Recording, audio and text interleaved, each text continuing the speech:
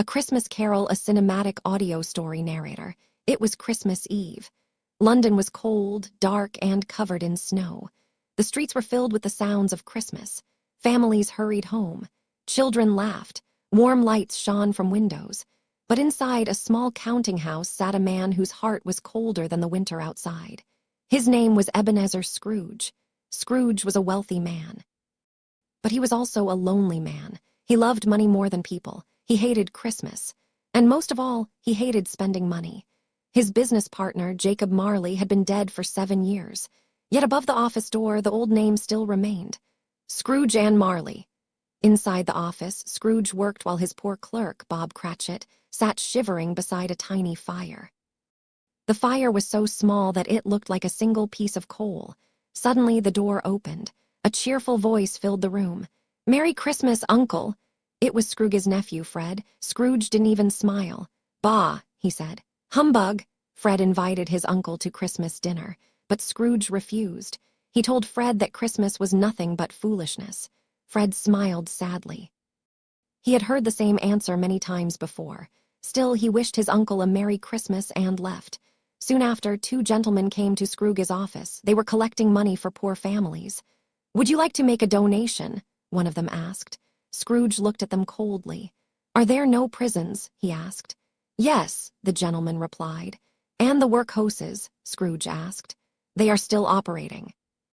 "Good," said Scrooge. Then he turned back to his work. "If they would rather die," he said coldly, "they had better do it and decrease the surplus population." The gentleman left in silence. Scrooge didn't care. And after death, he is forced to wander the world, watching the suffering he can no longer change. Marley lifted his heavy chain. "I made this chain myself," he said, "link by link. Every act of greed, every selfish choice, every moment when I turned away from those who needed me, made this chain." Scrooge looked at the enormous chain surrounding Marley.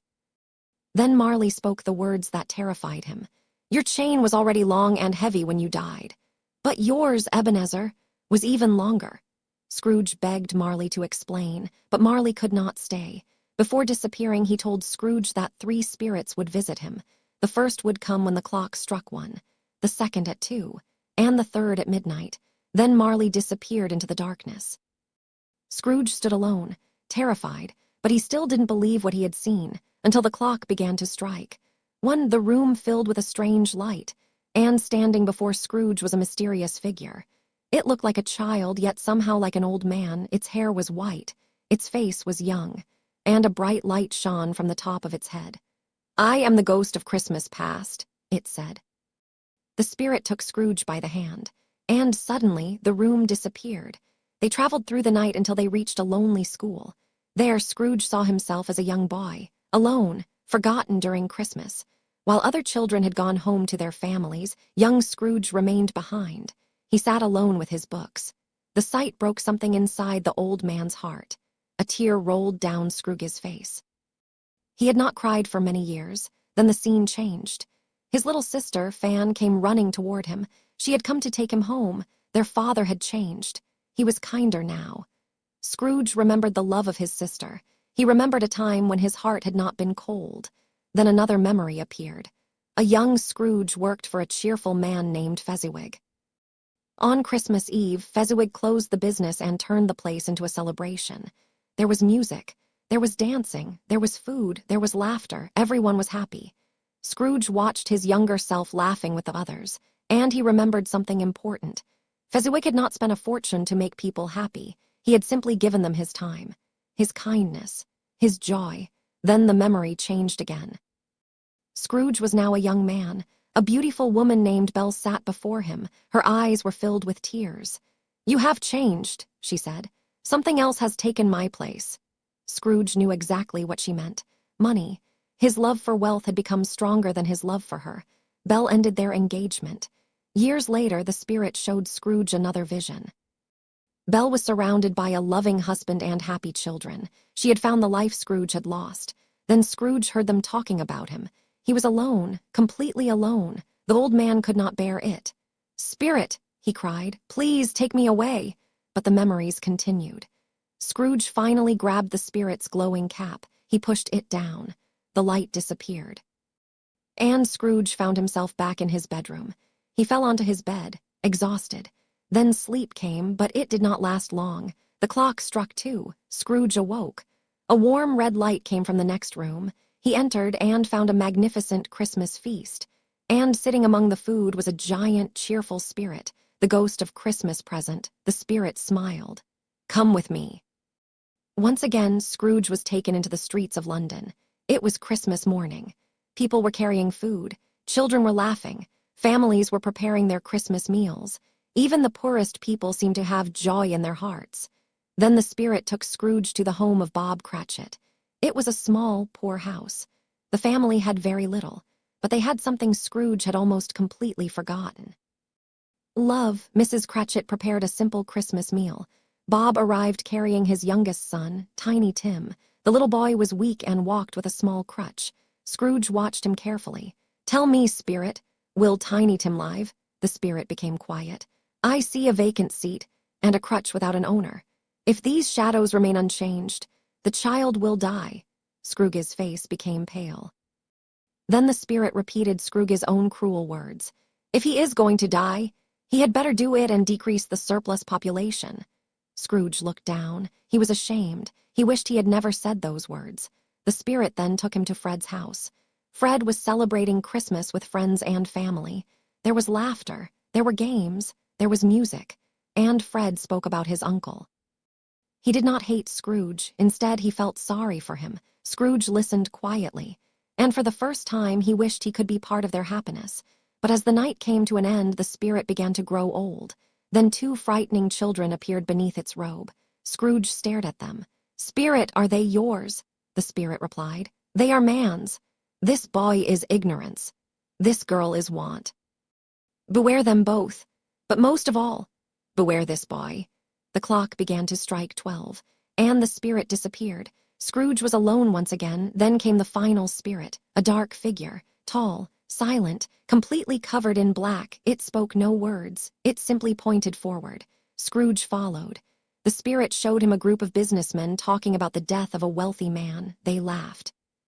They joked. Nobody seemed to care. Scrooge was confused. Who was this man? The spirit gave no answer. Then they entered a filthy room. 3 people were selling stolen belongings. Curtains, blankets, clothes, even things taken from a dead man's bedroom. They laughed about how nobody had cared about the dead man while he was alive. Scrooge felt a terrible fear growing inside him. He began to understand. He begged the spirit to show him someone who cared about the man's death. Instead, the spirit showed him a young couple. They were relieved. Their debt to the dead man was finally delayed. No one loved him. No one mourned him. No one missed him. Scrooge's voice trembled. "Spirit, show me some tenderness connected with death." The spirit took him somewhere else. The Cratchit home, but the house was silent. Bob Cratchit sat quietly. His family was grieving. Tiny Tim had died. The little boy who had brought so much love into their home was gone. Scrooge watched Bob mourn his son, and his heart broke. Then the spirit took Scrooge to a dark churchyard. Snow covered the graves. The spirit stopped beside one lonely tomb. It pointed toward the stone. Scrooge slowly approached. He brushed away the snow. "And read the name, Ebenezer Scrooge." Scrooge fell to his knees. "No, please, listen to me. I am not the man I was. I will change. I will honor Christmas in my heart, and I will keep it all the year." He begged the spirit for another chance. Then he reached for the ghost's hand. Suddenly, the darkness collapsed. The spirit disappeared, and Scrooge opened his eyes. He was in his own bed. He was alive. The morning light was shining through the window. For a moment, he couldn't believe it. Then he laughed. He cried. He danced around the room like a child. "I don't know what to do. I am as light as a feather, as happy as an angel, as merry as a schoolboy." He ran to the window. A young boy was walking through the street. Scrooge called down, "What day is it?" The boy looked up. "Christmas Day." Scrooge smiled. Christmas Day. He had been given another chance, and this time he would not waste it. He called the boy and asked him to buy the biggest turkey in the shop.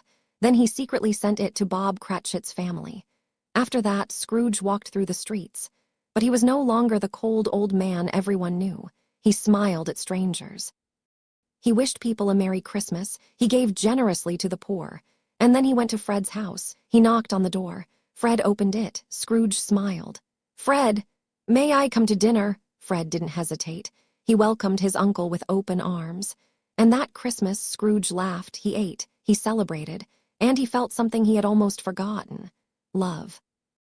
The next morning, Bob Cratchit arrived at work late, 18 minutes late. Scrooge sat behind his desk. He pretended to be angry.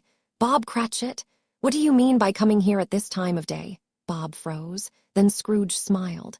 "And therefore, I am about to raise your salary." Bob could hardly believe his ears.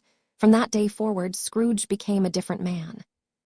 He became a better employer, a better friend, a better uncle, and most importantly, a better human being. He became like a second father to Tiny Tim. And Tiny Tim did not die. Scrooge finally understood something that money had never taught him. The greatest wealth in life is not found in a bank. It is found in the people we love, in kindness, in forgiveness, in giving, and in the lives we touch.